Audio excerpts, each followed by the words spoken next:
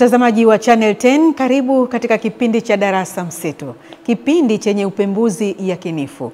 Katika kipindi cha leo tunazungumzia mafanikio yaliyopatikana katika kipindi cha miaka minne ya uongozi wa Rais wa Jamhuri ya Muungano wa Tanzania, Mheshimiwa Dr. Samia Suluhu Hassan. Ni serikali ya awamu ya 6. Mimi ni Esther Amandu Sizelamula, karibu sana. Mtazamaji, Machi 19 mwaka 2025 ni siku ambayo imeingia kwenye kumbukumbu ya taifa la Tanzania kumpata mwanamke shupavu, mchapakazi na mwenye nia ya kweli katika kuliongoza taifa la Tanzania. Huyu ni mwenye falsafa ya kazi iendelee, Daktari Samia Suluhu Hassan, Rais wa Jamhuri ya Muungano wa Tanzania. Sasa anatimiza miaka minne tangu kushika kijiti cha kuliongoza taifa. Kwa sasa tuungane na mwanahabari wetu Henry Kavirondo aliyeko kule jijini Mwanza. Asante sana Esther Amandu Sizelamula. Katika kipindi cha miaka minne cha utawala wa Mheshimiwa Rais Dr. Samia Suluhu Hassan, yapo mambo mengi yaliyofanyika jijini Mwanza katika upande wa sekta ya usafiri wa majini, usafiri wa anga, sekta ya elimu, sekta ya afya, lakini pia katika upande wa miundombinu ya barabara. Huyu ni mwenye falsafa ya kazi iendelee, Daktari Samia Suluhu Hassan, Rais wa Jamhuri ya Muungano wa Tanzania. Sasa anatimiza miaka minne tangu kushika kijiti cha kuliongoza taifa. Mimi Samia Suluhu Hassan angali alipokea kijiti hiki wakati taifa lipo katika majonzi ya kumpoteza aliyekuwa rais wa awamu ya 5 Daktari John Pombe Magufuli. Jicho na tafakari ya aliyoyafanya kwa miaka minne ni hali ya kutia moyo, haswa ni mengi yaliyodhihiri. Nitawatendea haki watu wote. Mkoa wa Mwanza ni miongoni mwa mikoa kati ya 26 Tanzania bara ambao umenufaika na harakati za maendeleo na nia njema serikali ya awamu ya 6 katika dhamira ya kutekeleza miradi mbalimbali ikiwemo mikubwa na ya kimkakati. Ujenzi wa meli mpya ya MV Mwanza hapa kazi tu ni miongoni mwa miradi hiyo, umefikia 98% kukamilika, huku gharama ikifikia takriban shilingi bilioni 130. Kabla ya mradi huu kufikia wastani huo, ikumbuko kwamba wakati Rais Samia akiingia madarakani, ujenzi wa meli hii ulikuwa 40%. Ujenzi mwingine ni kituo cha mabasi na malori Nyamwongoro wa shilingi bilioni 26, soko kuu Mwanza zaidi ya shilingi bilioni 27, kituo cha mabasi Nyegezi zaidi ya shilingi bilioni 15, sekta ya afya na upanuzi wa uwanja wa ndege wa Mwanza kwa zaidi ya shilingi bilioni 29. Mkuu wa mkoa wa Mwanza Saidi Mtanda ni shuhuda wa utekelezaji huu, ikiwemo maboresho ya sekta ya elimu. Amejenga shule mpya 48, 25 za msingi, 23 za sekondari. Kuna baadhi ya mataifa, katika mataifa haya ya Afrika, shule za sekondari hazifiki 100 katika mataifa yao. Sasa ukistaajabu ya Musa utayaona ya Firauni. Wale ambao wanafikiri taifa hili halijapiga hatua za maendeleo ni kwa sababu hawajatoka nje ya mipaka nchi yetu na kulinganisha maendeleo yanayofanyika ndani ya taifa hili na mataifa mengine. Mimi nilipata fursa ya kuwa mbunge katika bunge la Afrika kwa miaka 4. Tuko pale South Africa, tunakutana mataifa 54. Kwa hiyo ukikaa na rafiki yako unaanza kumuuliza maendeleo ya nchi yake, unastaajabu. Harakati hizi pia zimefanikisha ujenzi wa reli ya SGR kipande cha 5 Mwanza Isaka ukiwa 87%, unaoigharimu serikali shilingi trilioni 3, pamoja na ujenzi wa daraja la JPM Kigongo Busisi unaogharimu shilingi bilioni 716, ambao upo zaidi ya 98%. Wakati mafanikio haya yakidhihirisha utendaji wa serikali ya awamu ya 6, hapa nakutana na baadhi ya wananchi ambao nao wanaeleza shuhuda walizonazo. Mimi moja ambayo limenifurahisha ni ule uhuru wa kutokubanwa. Uhuru wa kutokubanwa, kila mwanasiasa anaweza kujielezea, anaweza kufanya chochote, na kweli tuliona hiyo. Vyama vyote, hakuna mtu anaweza kusema hapa sina haki. Kwa hiyo hilo ni jambo la kwanza ambalo nililiona kwa Mheshimiwa Rais toka ameingia kwenye utawala wake miaka ndani ya 4. Lakini jambo lingine, amekuwa mama msikivu. Amekuwa rais wetu msikivu, hana mapambano, anasikiliza hoja na anafuata, na hilo mimi limenifurahisha. Hana jinsi ya kupambana. Na kiongozi mzuri ni yule ambaye kwa sababu anaongoza watu, ni lazima asikilize hoja tofauti tofauti. Nimekuwa pia Shinyanga. Walizoea kuona ama kusikia miradi ya serikali kwamba inatokea wapi wapi. Lakini mama kwa ujumla ni kila kijiji kimeguswa. Kwa sababu hakuna kijiji ambacho hakijapelekewa mradi. Kuna kata moja ambayo haikuwa na maji, lakini mradi wa bilioni 1.2 sasa kila kitongoji kina maji. Kila kitongoji kimewekewa DP ya maji, mpaka wanajiuliza hivi kama pengine kila awamu ingelikuwa inafanya hivi na wafikia wananchi kama ambavyo wamefikiwa sasa, pengine watu wanasema hata tungelikuwa kila kitu kipo. Lakini mama amejitahidi. Hayo ni maeneo machache, mtazamaji wa Channel 10, lakini yapo mengi yaliyofanyika, na kati ya hayo hata wafanyabiashara wadogo almaarufu machinga wameguswa. Nafanya biashara ndogo ndogo. Zamani kwa tunafukuza, lakini sasa hivi kufukuzwa hatufukuzwi. Tunakaa vizuri. Biashara yetu inaenda vizuri tunavyoona. Rais Samia aendelee kutuongoza hivi hivi. Tunaongoza kwa utawala bora. Yaani anaangalia nyanja zote. Yaani ni mtu wa watu wote. Kwa fursa yangu mimi naweza nikazungumza hivi. Kuna vikundi mbalimbali anavyotoa vya mikopo, mfano halmashauri mkitimiza watu 5 mnaweza mkafika hapa na mkapata pesa za mikopo. Hamna swala lingine jingine.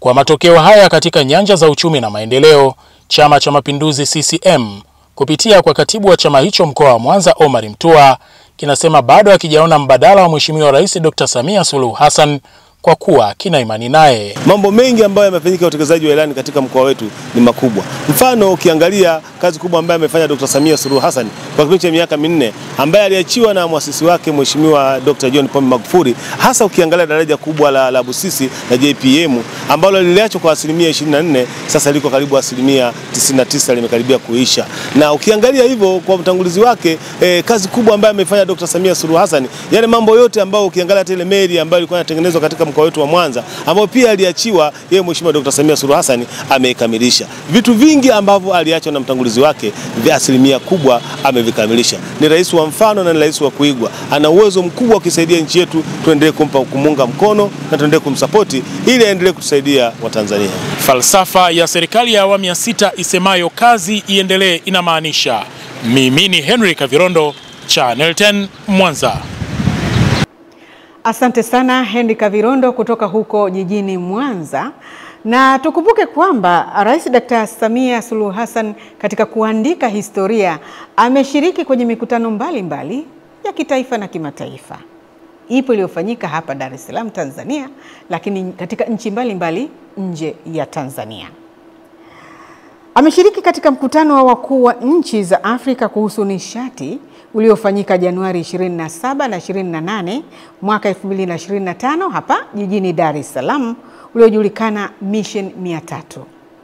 Mkutano huo umehudhuriwa na zaidi ya marais 25, mawaziri wakuu na manaibu mawaziri wakuu, mawaziri wa fedha na nishati wa Afrika, wakiwemo rais wa Benki ya Dunia Ajay Banga na rais wa Benki ya Maendeleo Afrika AfDB Dr. Akinwumi Adesina. Viongozi hawa wakuu wa nchi wamejadili namna ya kutumia fursa ya ushawishi kwa wadau wa maendeleo kutenga fedha kwa ajili ya miradi ya nishati jadidifu ambayo ni rafiki kwa mazingira. Nia ya mkutano huo ilikuwa ni kuwawashia taa, umeme, mwangaza pamoja na mapishi ya kutumia nishati safi watu milioni 300 barani Afrika, ambapo Mheshimiwa Dr. Samia Suluhu Hassan, Rais wa Jamhuri ya Muungano wa Tanzania, ndiye kinara wa ajenda ya nishati safi ya kupikia. Kama hiyo haitoshi, Rais Dr. Samia Suluhu Hassan, Rais wa Jamhuri ya Muungano wa Tanzania, ameweka alama muhimu katika diplomasia ya Tanzania kwa kushiriki mkutano wa wakuu wa kundi la nchi 20 zenye uchumi mkubwa duniani, yani G20 au G20. Hii inatajwa ni sehemu ya mageuzi makubwa yaliyokusudia na serikali ya Tanzania kwamba kuwa na ushawishi wa kina katika medani ya diplomasia ya kimataifa. Novemba mwaka 2024, Rais wa Jamhuri ya Muungano wa Tanzania Mheshimiwa Dr. Samia Suluhu Hassan akiwa na ujumbe wake jijini Rio de Janeiro nchini Brazil ameshiriki mkutano wa G20 ikiwa ni mwaliko wa mwenyeji wa mkutano huo, Rais wa Brazil Inácio Lula da Silva. Kauli mbiu ya mkutano wa G20 kwa mwaka 2024 ni kujenga jamii yenye haki, usawa na maendeleo endelevu. Mjadala wa mkutano huu umejikita katika mambo matatu: namna jamii itakavyoshiriki kupambana na njaa na umasikini, nishati inavyoweza kukuza maendeleo endelevu na kuleta matokeo katika uchumi, watu na mazingira, pamoja na mageuzi ya mifumo ya kiutawala katika taasisi za kimataifa. Haya ni maeneo yanayoenda sambamba na vipaumbele vya serikali ya Tanzania, ikiwemo mkakati unaoendelea wa Dira ya Maendeleo, lakini kubwa na muhimu yanajikita katika mkakati wa Rais Samia wa R4, zikikusudia kujenga upya jamii yenye haki, usawa, ustahimilivu wa hali ya uchumi na mageuzi ya makusudi katika uchumi wa taifa na mtu mmoja mmoja. Hiyo ilikuwa ni mara ya kwanza kwa Tanzania kualikwa katika mkutano wa G20 tangu kufanyika mabadiliko ya kundi hilo mwaka 2009. Awali G20 ilijulikana kama G8 likiwa na wanachama 8. Wakati huo Tanzania na Afrika ziliwahi kuwakilishwa na hayati Benjamin Mkapa, rais wa awamu ya 3, na Dr. Jakaya Mrisho Kikwete, rais wa awamu ya 4, walioshiriki mikutano iliyofanyika mwaka 2005 huko Uskoti na mwaka 2008 huko Toyako, Hokkaido, Japan. Ushiriki wa Rais Samia katika mkutano wa G20 mwaka 2024 umeandika historia kwa kuwa rais wa kwanza wa Tanzania kushiriki kwenye mkutano huo, na amekuwa ni mkuu wa nchi na serikali mwanamke wa kwanza Afrika aliyepo madarakani kualikwa kwenye mkutano wa G20. Ushiriki wa Rais Samia ni utambulisho muhimu katika medani ya kimataifa, namna inavyotambua serikali ya Tanzania kushughulikia changamoto mbalimbali zinazoikabili dunia kwa sasa, ikiwemo umasikini, njaa, maradhi, migogoro, athari za mabadiliko ya tabia nchi, ukosefu wa ajira hususan kwa vijana na nyinginezo. Mkutano huo umeifanya Tanzania kuwa katika meza moja ya majadiliano na mataifa yenye uchumi mkubwa duniani na zenye kuhodhi 75% ya biashara duniani. Hii inafanya Tanzania kuwa sehemu ya kutafuta suluhu ya changamoto za dunia, huku ikibainika kwamba Rais Samia anasimamia pia maslahi mapana ya bara la Afrika. Ajenda za Tanzania katika mkutano huo ilikuwa ni hamasa ya mageuzi katika kilimo cha kisasa, nishati safi ya kupikia, kujenga jamii inayomudu uchumi wake, mapambano dhidi ya njaa na umasikini. Rais Samia Suluhu Hassan amehutubia katika mkutano wa G20 tarehe 18 na 19 Novemba mwaka 2024. Mheshimiwa Rais Samia mara baada ya kuhudhuria mkutano huo wa G20 alizungumza na wahariri kutoka vyombo mbalimbali vya habari ambao alifuatana nao Rio de Janeiro huko nchini Brazil. Ushiriki wetu una manufaa makubwa kama Tanzania, lakini kama Afrika. Sababu katika mkutano huu kama mnavyojua, grupu ya G20 ni nchi zote zilizoendelea na zenye chumi kubwa ndizo ziko kwenye G20. Sasa ukipata nafasi ya kualikwa hapo na kupewa kinafasi cha kusema, basi kwanza ni mafanikio hayo tu, kutambulika, kuitwa na kusema mbele ya hao. Upande wetu tulipopewa nafasi ya kusema kwenye hili, tulizungumza hali halisi Tanzania, kwamba kwa sisi Tanzania tukienda hali hii ilivyo bila kupigwa na bila kupigwa na matukio yoyote ya mabadiliko ya tabia nchi, basi Tanzania tunajitosheleza kwa chakula kwa 128%. Tunajitosheleza na tunaweza tukawauzia wenzetu, lakini tuna uwezo wa kuzalisha zaidi na tukaweza kulisha majirani, tukaweza kulisha bara la Afrika na hata nchi za nje. Kwa mfano, sasa hivi kama tulivyo hapa, kuna haya mazao ya mboga mboga wanaita horticulture produce, ambayo kweli Tanzania tunasafirisha mpaka Ulaya. Tunasafirisha Ulaya, lakini kuna mahindi, mipunga ambayo tunalisha nchi za jirani. Maharage tunalisha China, soya na soya yetu wanaipenda kweli kweli wa China. Kwa hiyo tunaweza, ila sasa tuna vikwazo ambavyo tukisaidiwa tunaweza kuzalisha zaidi. Kikazo cha kwanza ni mambo ya tafiti za kilimo. Nadhani tuna haja ya kuongeza nguvu kwenye tafiti zetu, hasa kwenye mambo ya kilimo. Lakini la pili ni masuala ya mechanization, mambo ya kutumia mashine katika kilimo, matrekta, yale madude ya kuvuna, maharvester, madude ya kumwagilia, mambo kama hayo. Tukiweza kufanya hivyo na land tulio nayo Tanzania, tunaweza tukafanya vizuri sana. Mtazamaji, Tanzania inaendelea kuwa kitovu cha maendeleo barani Afrika na dunia kwa ujumla. Ni kwa namna gani Rais Samia ameudhihirishia ulimwengu? Tuungane naye Jimmy Mengele kutoka kule mkoani Morogoro.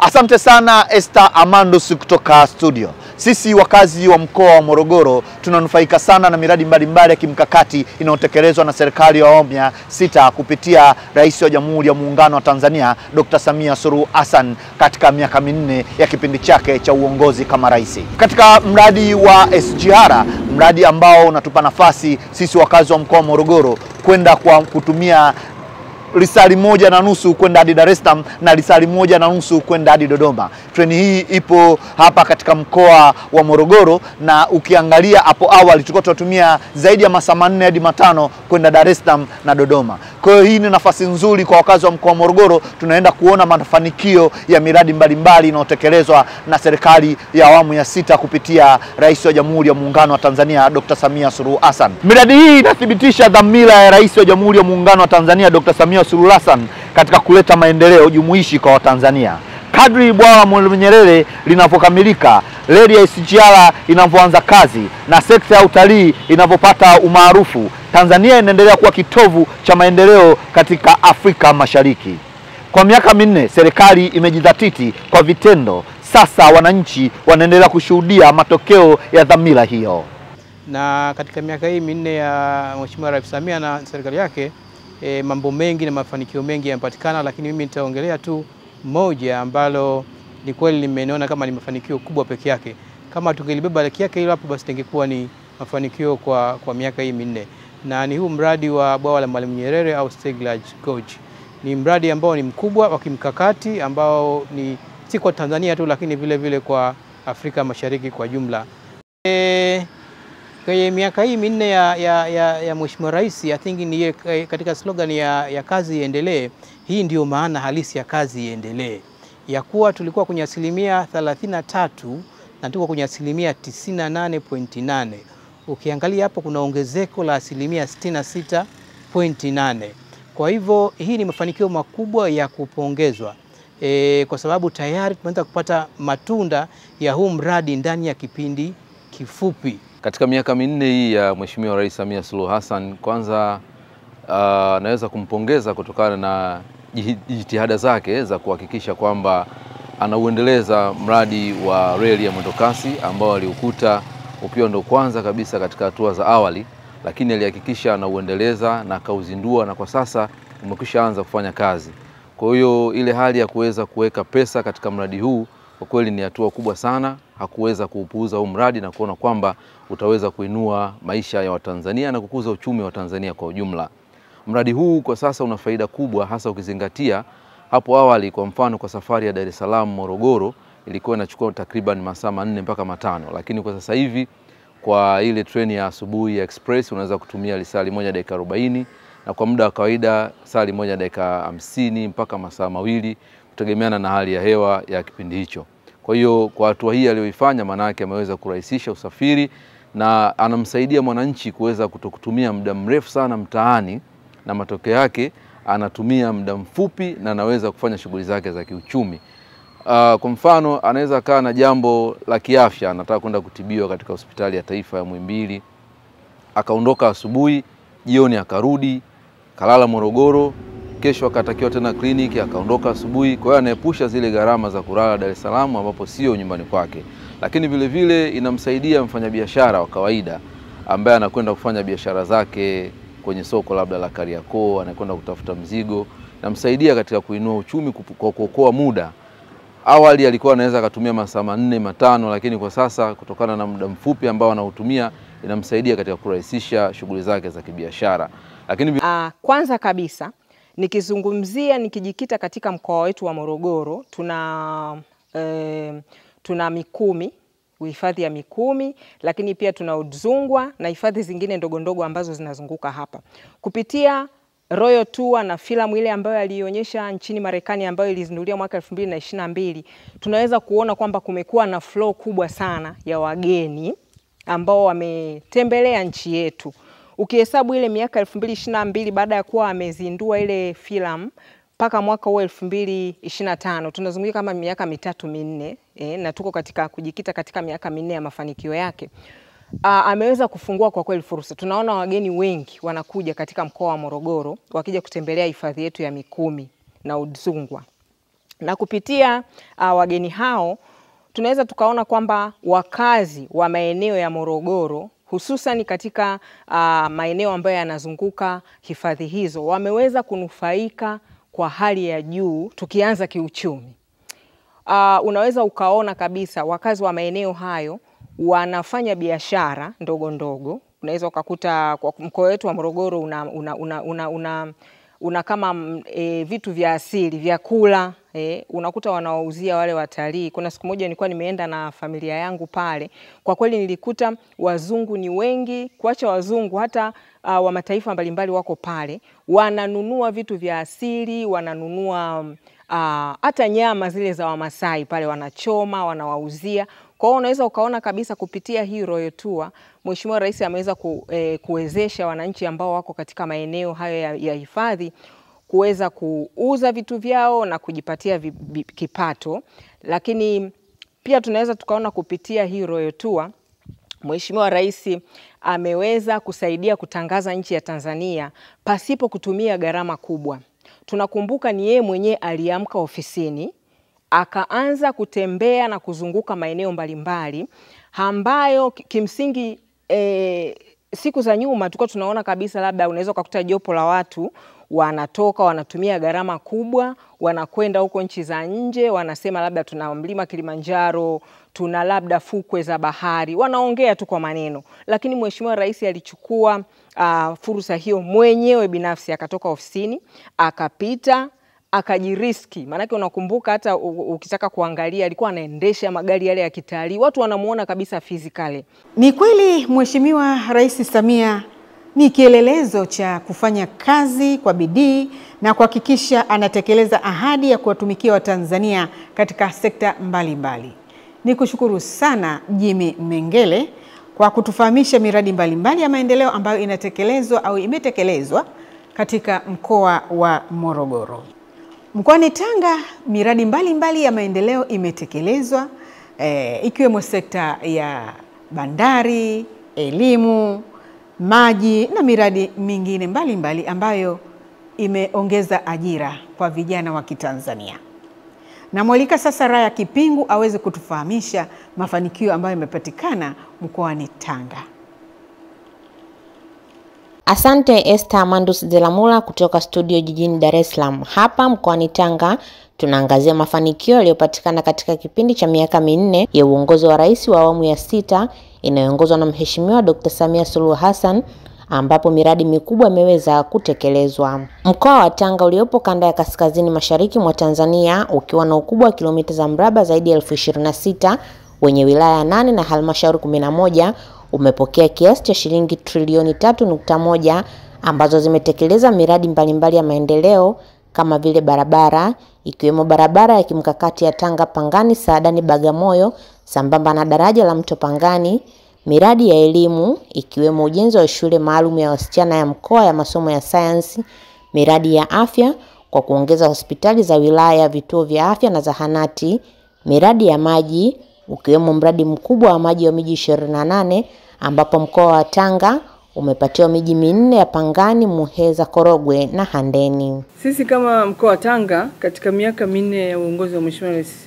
Dr. Samia Suluhu Hassan tumeweza kupata takriban trilioni 3.1 na katika fedha hizo zimekwenda katika miradi mbalimbali, na mradi mkubwa ambao umechukua fedha nyingi ni mradi wa maji ambao tulipata karibu trilioni 1 na bilioni 2, na hizi zimekwenda katika miradi mikubwa ya maji ya hapa Tanga Uwasa, lakini maji ya miji 28 na miradi mingine ya maji ikiwemo Mkinga na maeneo mbalimbali katika wilaya zetu. Takriban bilioni 56.6 ambazo na zenyewe zimekwenda katika sekta ya elimu.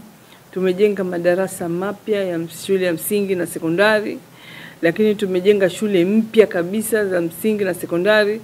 Kama mfano tumejenga shule 37 za sekondari na shule 18 za msingi.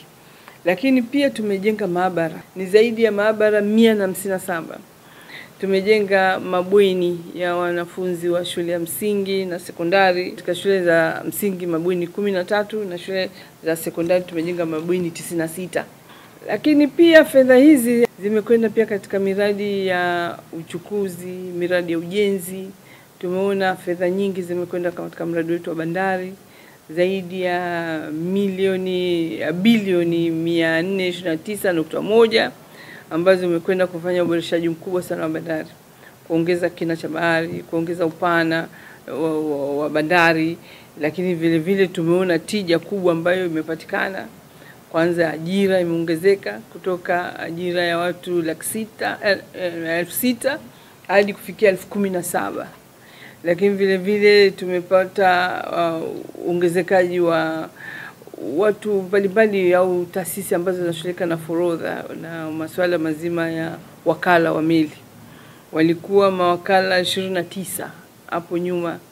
Katika kipindi cha miaka 4 wameongezeka wamefika mawakala 200 ambao wote wameweza kuongezeka kutokana na meli sasa kuanza kuwa nyingi. Baadhi ya wananchi nao hawakuwa nyuma kubainisha walioyashuhudia yakitekelezwa katika uongozi wa Rais Dr. Samia Suluhu Hassan kwa miaka 4 ya uongozi wake. Kubwa mengi amefanya mama kwenye sekta ya kwangu mimi walimu. Kwa upande wangu na kwa watoto kuna mtaala mpya imeanza, imetunyanyua, imetufanya walimu tuwe zaidi ya vile tulivyokuwa mwanzo. Na kutokana na michakato ya mitaala mpya inavyoendelea na uzinduzi uliofanyika juzi, sisi walimu tutakuwa inspire zaidi kwenye masuala ya science na teknolojia. Kwa nampongeza sana mama, mimi binafsi kura yangu wanayo miaka 5 tena. Nasema nimpe kwa sababu kuna vitu vingi amefanya na sisi tunavisukuma. Na vinaonekana vingi, lakini hivi kwa upande wetu mimi kama taaluma ya mwalimu viko vingi vizuri. Kwa kweli nampongeza sana na namuomba aendelee na moyo huo. Kwa kweli nampongeza sana rais wetu.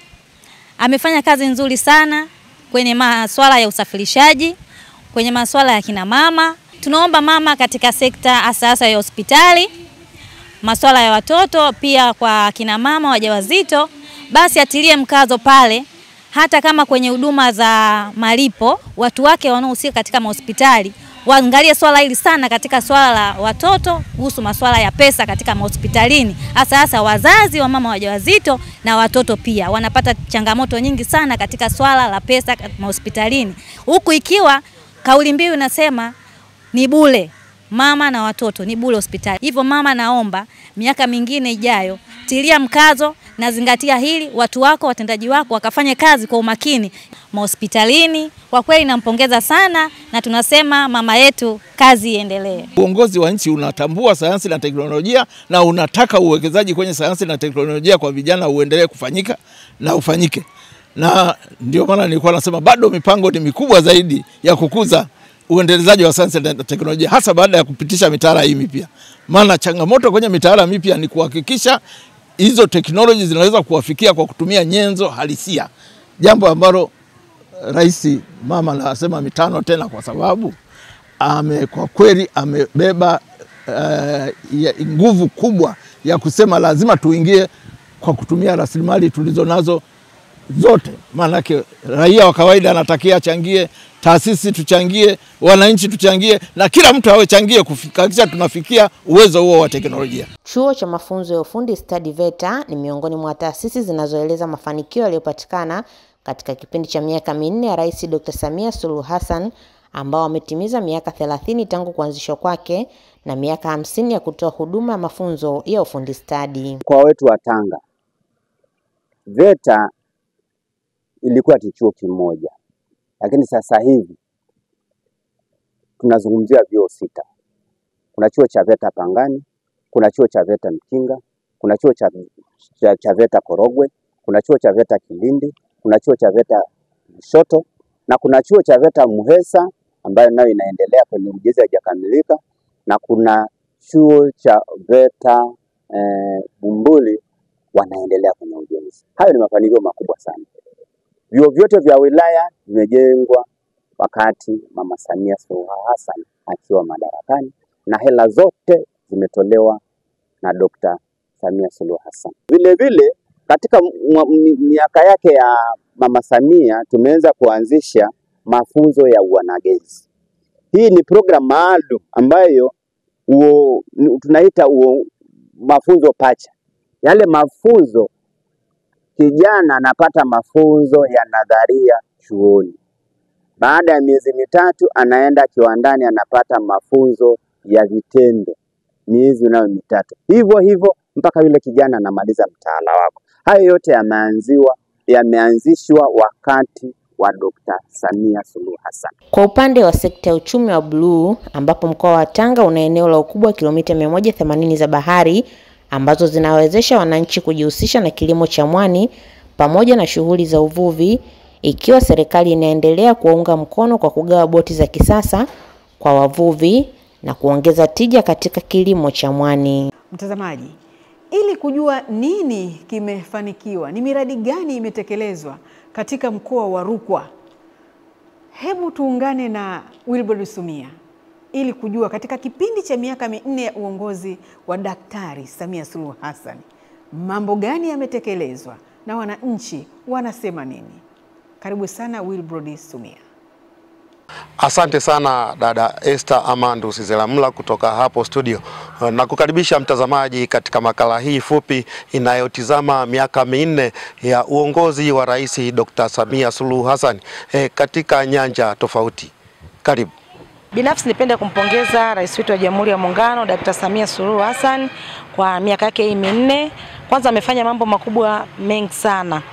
Ameimarisha miradi, tunaona kabisa miundombinu jinsi ilivyo, lakini ukija katika sekta mbalimbali hasa sekta ya elimu, tunaona madarasa mazuri, vitendea kazi viko vizuri, lakini maslahi ya watumishi hasa walimu yameboreshwa mno. Kuna watu tulikuwa na madai, tumelipwa madai jamani, lakini tumepanda madaraja. Lakini ukija kwenye sekta ya afya, tunaona kila kata kuna vituo vya afya, tumeona huduma zinatolewa vizuri, afya ya mama na mtoto imekuwa kubwa. Lakini tunavyozidi kama sisi wanawake, tunamwona Dr. Samia kwa zaidi ya 85% amemtua mwanamke ndoo kichwani. Kwa Afrika nzima ni ndio kiongozi ambaye anaongoza kwa kweli.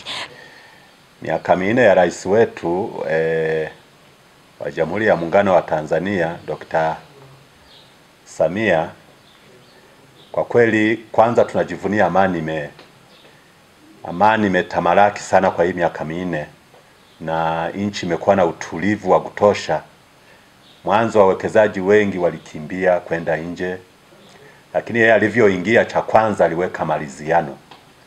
Maridhiano ilikuwa pamoja ni kwa wawekezaji na serikali, na akatundia kamati mbalimbali ambazo tulipeleka malalamiko yetu, na yeye akayachukua mwenyewe akayafanyia kazi. Hapa napoongea kwa kweli kwa watu ambao tulikuwa tunafanya nao Zambia, maeneo ya huko Kenya na Rwanda, wengi wamerejea na uwekezaji umekuwa kwa 1% kubwa. Nikiwemo mimi mwenyewe, kiwanda kilikuwa kimesimama kwa muda mrefu, kimeshindwa kupata zile facilitation zilikuwa za msingi, lakini yeye amekuja ameweka facilitation na kiwanda chetu kimeanza matunda yameanza kuonekana kwa watu na tumeanza kufanya kazi. Kwa hiyo mimi nimpongeze kwa miaka 4 na niendelee kumwombea kabisa maisha marefu, ampe afya njema, aendelee kutuongozea taifa letu. Na jitihada kubwa zinazofanywa na mama yetu mpendwa, kipenzi chetu, Rais wa Jamhuri ya Muungano wa Tanzania, Dr. Samia Suluhu Hassan. Kwa kweli ni tunu na ni Mungu tu amemleta katika wakati huu. Kwa kweli ni mama ambaye kama ni kuwakilisha wanawake, ametuwakilisha vilivyo. Amefanya kazi kwa jitihada zake zote, lakini na Mungu akambariki. Kazi zake zinaonekana na wengi ni mashahidi, yani hata wale Tomaso kwamba haoni mpaka aguse, nadhani wamegusa wote. Ni mama ambaye ameangalia kwenye maeneo ya madaraka, pia hakuwanyima. Amewaibua akina mama wengi, wameonyesha vipaji walivyonavyo vya utumishi kwenye serikali yetu ya Jamhuri ya Muungano wa Tanzania. Lakini hayo yote yanaweza kuwa ni nyongeza tu. Kikubwa ni kuzienzi zile tunu za taifa letu: utulivu, amani na umoja. Nchi yetu imetulia sana. Mwaka huu wa 2025 nimeona nimpongeze sana Daktari Samia Suluhu Hassan. Daktari Samia Suluhu Hassan anafanya mambo makubwa, mambo mazuri, mambo ya kimfano. Katika mji wetu huu wa Sumbawanga tumeona kuna miundombinu inajengwa kila mahala. Hivi sasa tuna barabara, nimesimama kwenye hii barabara ambayo barabara hii inajengwa, imeanza kujengwa ndani ya miezi 6 na hivi sasa imekamilika. Barabara hii ukiona ni barabara ambayo kwa kweli itachochea sana maendeleo ya maeneo haya. Kwanza inapendezesha. Ukipita sasa hivi unaona kabisa, utafikiri uko katika mji mkubwa sana, na eneo hili ukiliona unaona linapendeza sana, tofauti na kabla ya barabara hii. Baada ya kukamilika barabara hii, tuna imani uchumi wa mtu mmoja mmoja wa maeneo haya utakuwa, lakini pia watu hao watapata kulipa kodi nyingi zaidi kuliko wanaolipa sasa hivi, kwa sababu biashara katika maeneo haya pia biashara itakuwa. Hata hivi vyumba mwanzo kabla ya barabara hii walikuwa na kodi watu hapa 50,000, 60,000. Leo ukitaka chumba katika mtaa huu ni zaidi ya shilingi 200,000, 300,000. Yaani mara 4 mpaka mara 6 zaidi ya kabla ya barabara hii. Kwa hiyo ni maendeleo makubwa na tuna kila sababu ya kuendelea kumshukuru Daktari Samia Suluhu Hassan kwa kazi nzuri anayoendelea kuifanya na kwa kazi nzuri anayoendelea kuwatumikia Watanzania. Hii kazi hizi ni kilomita 13 na kazi imeshafika mbali sasa katika hatua mbalimbali. Barabara hizi zikimalizwa kilomita 13 zitabadili sura ya mji wetu wa Sumbawanga. Kweli au si kweli? Kweli kabisa. Kwa sababu wenzetu tukienda wanazo lami, sisi hatuna. Lakini kitakachotokea sisi tutakuwa tunazo lami mpya zinazopendeza kuliko za wenzetu. Kweli au si kweli? Kweli. Kuna ubaya gani kwa sisi tukipata lami bwana? Mama Samia oye. Oye. Mkoani Dodoma, au tuseme kwamba makao makuu ya nchi Dodoma, wananchi wamezungumza masuala mbalimbali ambayo wameona ni manufaa kwao na yametekelezwa katika kipindi cha uongozi wa Dr. Samia Suluhu Hassan, hususan katika kipindi cha miaka 4. Haya, tuungane naye Amani Mbando ili aweze kutufahamisha mafanikio hayo. Asante sana Esther Amandus Zelamula kutokea studio Dar es Salaam. Hapa ni makao makuu ya nchi jijini Dodoma na tunakwenda kuzungumza na wananchi kutaka kufahamu maoni yao kuhusu utekelezaji wa miradi chini ya serikali ya awamu ya 6 inayoongozwa na Mheshimiwa Rais Mheshimiwa Dr. Samia Suluhu Hassan. Na kuongozea mahojiano haya, jina langu ni Amani Mbando. Karibu tujumuike sote. Pengine katika eneo la utekelezaji wa miradi, Mheshimiwa Rais, ni katika eneo gani ambao unaona katika kipindi hiki cha miaka 4 amefanya vizuri? Amefanya upande wa barabara, Upande wa treni ya mwendokasi kwa kweli amefanya vizuri, 99%, nampa hongera kwa kweli amefanya vizuri. Palipobaki ni padogo sana. Na tunamuombea Mwenyezi Mungu azidi kumtangulia, aendelee kufanya mazuri mengine. Mfano upande wa barabara. Barabara zilikuwa finyu, ila kuna baadhi ya barabara kwa kweli ametekeleza ziko vizuri. Tunamshukuru kwa hilo. Neno la kumtakia heri katika wakati anapotimiza miaka yake 4 ya uongozi madarakani tangu alipochukua hatamu ya kuongoza serikali hii baada ya mtangulizi wake Dr. John Pombe Magufuli kufariki dunia. Nini ambacho ungependa kumwambia Mheshimiwa Rais? Mimi namuombea, namtakia kila la heri, namuombea baraka nyingi, naombea hata kwa ajili ya uchaguzi ujao. Tunampa mitano mingine tena. Mimi kwa kweli binafsi nampa hongera. Yaani kutoka moyoni mwangu. Nampa hongera, amefanya vizuri sana katika miaka 4 kama rais wa kike. Yaani nampa hongera. Aendelee aendelee kupambana mpaka aweze kufikia malengo katika miaka yake iliyobaki na katika awamu yake ambayo tunategemea pia kumchagua. Kwa hiyo sisi tunamwombea aendelee. Mimi binafsi anafanya vizuri kwa sababu ni kitu kikubwa sana amekuendeleza miradi ambayo ilikuta amemaliza, kama mwendokasi kamaliza. Mwingine ingeishia, kwani miradi mingapi tuliona ilishia njiani. Lakini pamoja na kuwa yeye ni mama, ameendelea kuwa mama, amefanya vizuri. Mimi nampongeza. Mimi nasema tu aendelee na atatufikisha mbali zaidi. Tunamshukuru na Mungu aweze kumpigania, azidi kuwa na afya njema. Mungu azidi kumpa maono, aendeleze vile vitu ambavyo viliachwa. Mimi nampongeza kwa miaka yake 4, nampongeza sana. Wewe ni mkazi wa Dodoma na Dodoma hapa kuna mji wa serikali unajengwa. Sija kusikia ukiuzungumzia. Mji wa serikali kwa kweli unajengwa na unajengwa vizuri sana na utakuwa mzuri sana, ni mji ambao utakuwa wa maajabu. Yaani hata mji wa kiserikali mahali palipokuwa na mpaka palivyo sasa, kwa kweli ni amazing. Yaani kwa kweli anaendelea kufanya vizuri, anaendelea kufanya maajabu. Na ukiisha basi kila mtu atashangaa. Sisi tunamuomba asimamie watenda kazi wake vizuri, waendelee kumaliza ule mji wa kiserikali na unaenda vizuri.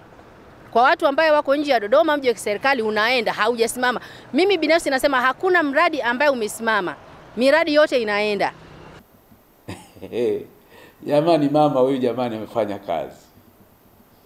Barabara za lami, sehemu mbalimbali. Dodoma yetu hii sisi tuna barabara nyingi za lami, ikiwemo swala la ring road ambayo sasa inakamilika muda sio mrefu. Ni mama amefanya.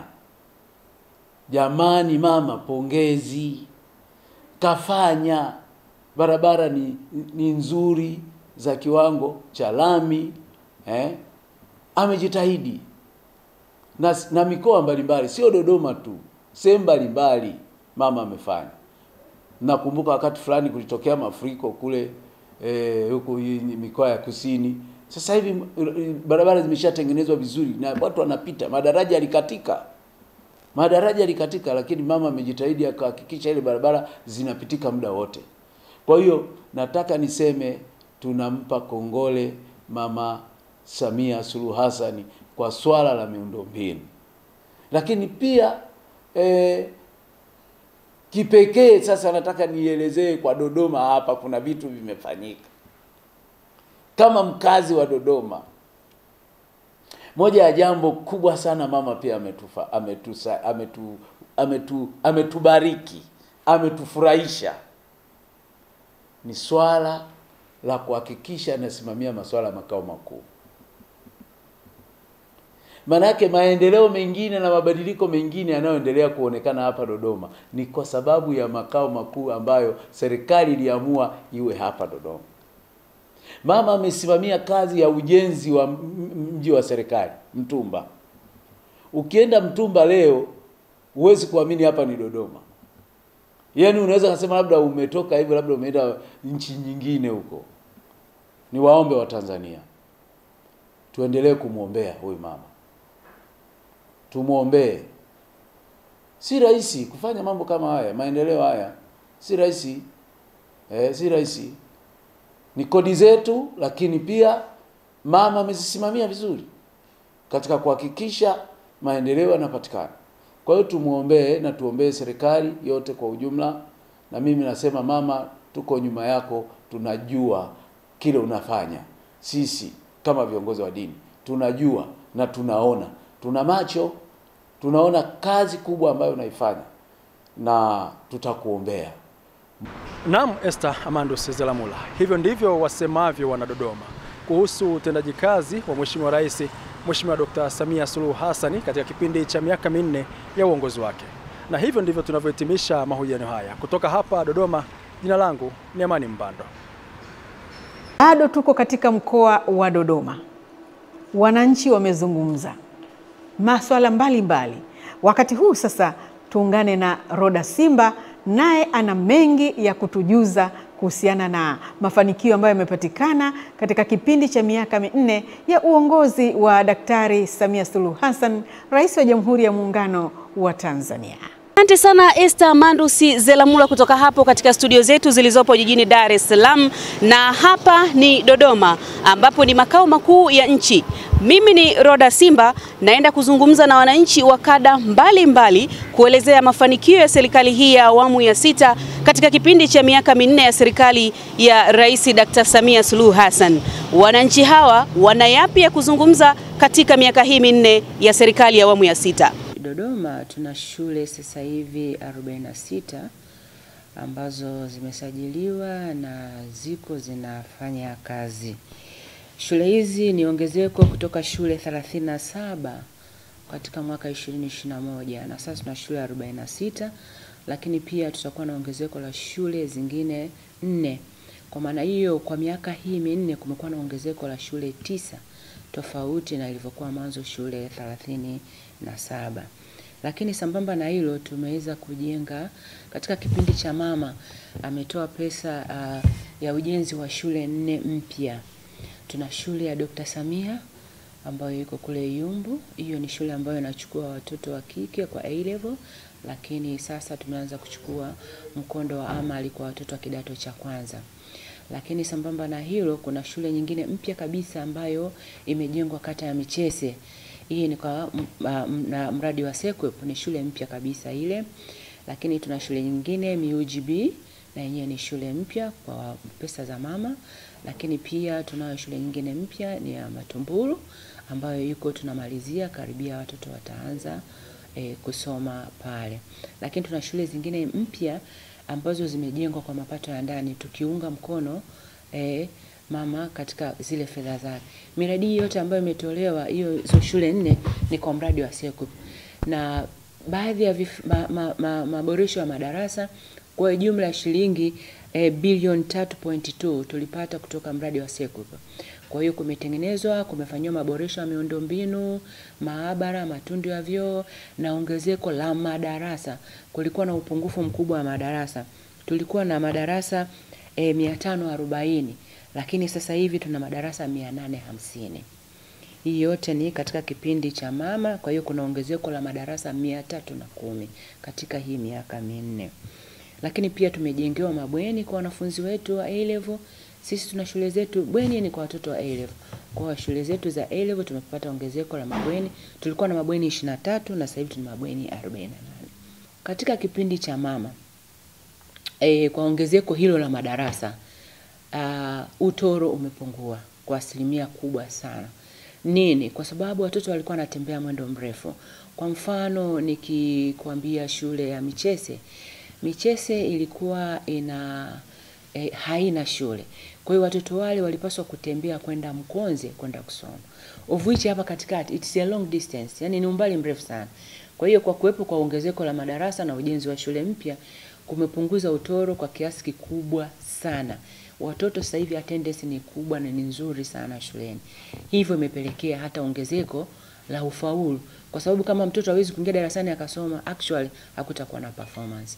Kwa hiyo performance imekuwa vizuri sana kwa sababu ya ongezeko hilo la madarasa, lakini pia vile mama ambavyo ametoa fedha za walimu kuwalipa madai yao ya nyuma ambayo yalikuwa yamekaa muda mrefu walikuwa hawajalipwa. Hiyo nayo imechangia, imetoa motisha kwa walimu kufanya.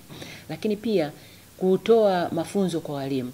Tunatoa mafunzo kwa walimu ambayo pia yanasaidia walimu sasa kutoka ukale kuja usasa. Kwa sababu sasa tunaongelea sana kuhusu masuala ya competence based education. Katika kipindi cha awamu ya 6 hospitali ya rufaa ya mkoa Dodoma tumepata mafanikio mengi, ambapo kwa upande wa service delivery ambapo tunasema utoaji wa huduma tumeweza kufikia wananchi wengi, ambapo kwa mwezi hospitali yetu inahudumia zaidi ya wagonjwa 40,000. Katika hospitali yetu tunapata dawa za kutosha. Kwa hiyo hakuna mgonjwa ambaye anakosa dawa muhimu akiingia hospitali yetu. Lakini pia tunayo majengo ambayo yamejengwa katika kipindi hiki cha awamu ya 6. Tunalo jengo la dharura, lakini pia tunalo jengo ambalo linatumika kwa kuweka wagonjwa mahututi, na pia tumewezeshwa tunaweza kufanya kipimo cha CT scan. Katika kipindi hiki cha awamu ya 6 tunaona kwamba huduma za kibingwa zimeboreka sana. Hapo awali madaktari bingwa walikuwa hawafiki zaidi ya 15, lakini kwa wakati huo awamu ya 6 kufikia leo ninavyoongea, wapo madaktari bingwa 32 katika hospitali yetu ya rufaa ya mkoa Dodoma. Lakini pia tunatoa huduma za kibingwa bobezi, ambapo tunaye daktari bingwa wa mishipa ya fahamu. Lakini ni katika kipindi hiki cha awamu ya 6 tunaona kwamba matumizi ya tehama yamekuwa makubwa. Tunatumia mfumo kwa kila kitu katika kutibu, na mifumo hii iko vizuri kiasi kwamba inaweza kusomana na kazi inakuwa rahisi. Tunaweza kuona mwendelezo wa matibabu na vifaa tiba vyetu viko katika hali gani kwa kupitia tu system. Kutokana na kazi kubwa iliyofanyika kwenye sekta ya mifugo kwa muda wa miaka 4 kwa awamu ya Dr. Samia Suluhu Hassan, kazi kubwa sana imefanyika kwenye sekta ya mifugo. Ukiangalia kwa mfano mwaka huu tunakwenda kufanya chanjo ya mifugo kitaifa, ambaye serikali inatarajia kutumia kiasi cha shilingi bilioni 28, kitu ambacho kilikuwa hakijawahi kutokea. Toka nchi hii ipate uhuru hatujawahi kufanya chanjo ya mifugo ya kitaifa, ili tupate hati safi ya mifugo ya kimataifa, ili tuweze tuuze mifugo kwenye masoko makubwa ya nje. Lakini sasa muda wote kuanzia hivi sasa chanjo hiyo itaenda kuzinduliwa, na naomba pia nitoa rai kwa wafugaji kwamba sasa tunakwenda kuchanja mifugo. Kwa hiyo tukae tayari kwa kuhakikisha kwamba tunatoa ushirikiano mkubwa kwa serikali. Lakini ukiangalia kwenye upande wa pembejeo ambazo wafugaji wameshapata, kwa ndani ya miaka 4 wafugaji wameshapokea zaidi ya lita 56,000 katika halmashauri 184 kwa ajili ya kuogeshea mifugo. Lakini wafugaji wameweza kuchimbiwa majosho 751 katika maeneo mbalimbali ya wafugaji. Mimi kwa upande wa SGR mimi nawapongeza sana, wamepunguza sana usumbufu na mambo ya kulanguliwa tiketi hapa kwenye magari ya watu binafsi. Sasa kuna kipindi fulani watu wanapoenda kwenye shughuli zao za kufunga mwaka zile wanapata shida sana, lakini uwepo wa SGR watu tunaenjoy. Unaweza kufanya kazi hapa unalala Dar es Salaam. Naam, watu tunaenjoy. Unaweza ukaishi Dodoma ukafanya kazi Dar es Salaam. Sio maneno yangu, ni maneno ya wananchi wanaotoka katika makao makuu ya nchi Dodoma, wakifurahia huduma ya SGR, treni ya mwendo kasi ilivyorahisisha maisha. Mtu anaweza kukaa au kuishi jijini Dar es Salaam akafanya kazi Dodoma, au akiishi jijini Dodoma akafanya kazi Dar es Salaam, na akawahi kwa wakati kabisa. Ni SGR, ni uongozi wa Dr. Samia Suluhu Hassan, Rais wa Jamhuri ya Muungano wa Tanzania. Mtazamaji, ama kwa hakika kila lenye mwanzo halikosi kuwa na mwisho. Hadi hapa Darasa Mseto halina la ziada. Ni kipindi chenye upembuzi yakinifu. Leo tumezungumzia miaka 4 madarakani ya Dr. Samia Suluhu Hassan, Rais wa Jamhuri ya Muungano wa Tanzania. Tumeona mafanikio yaliyopatikana katika kipindi hicho, miradi mbalimbali ambayo imetekelezwa katika mikoa mbalimbali ya Tanzania. Asante sana mama, asante sana kwa juhudi zako. Tanzania wanaelewa kwamba uko kazini na kazi iendelee. Shukrani za pekee ziwaendee Hendika Virondo, Wilbrod Stumia, Amani Mbando, Roda Simba, Raya Kipingu pamoja na Jimmy Mengele kwa kushirikiana nami katika kuandaa kipindi hiki cha miaka 4 ya Rais Samia madarakani.